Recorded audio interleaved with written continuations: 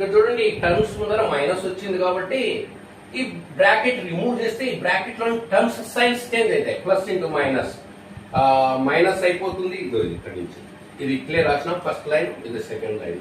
-4c0 ఇది minus into minus అంటే minus ఉంటే ప్లస్ అయిపోతుంది, ప్లస్ ఉంటే మైనస్ అవుతుంది. బ్రాకెట్ రిమూవ్ చేస్తే గుర్తులు మారుతాయి, బ్రాకెట్ లో టర్మ్స్ యొక్క సైన్స్ చేంజ్ అవుతాయి. ఇంకా ఇక్కడ చూడండి 4c0 a⁴b⁴0.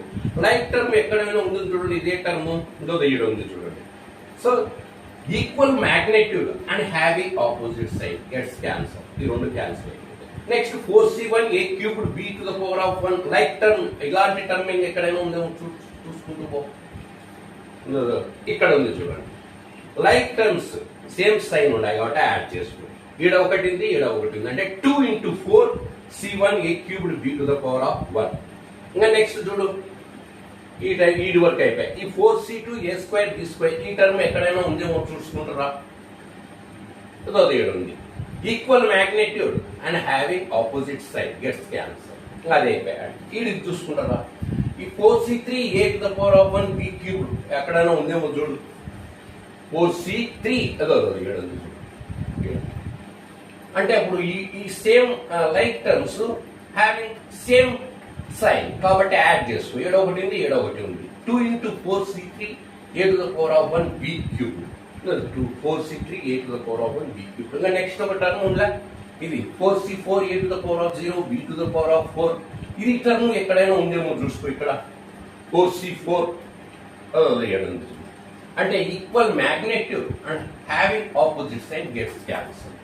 ఈ రెండింటి నుంచి 2 కామన్స్ ఉంటుంది. ఈ టర్మ్ లో నుంచి, ఈ టర్మ్ లో నుంచి, ఫస్ట్ టర్మ్ సెకండ్ టర్మ్ నుంచి 2 బయటపడితే 4c1 a³ b ప్లస్ ఇది 2 బయటపడితే ఇది మిగిలిన. నెక్స్ట్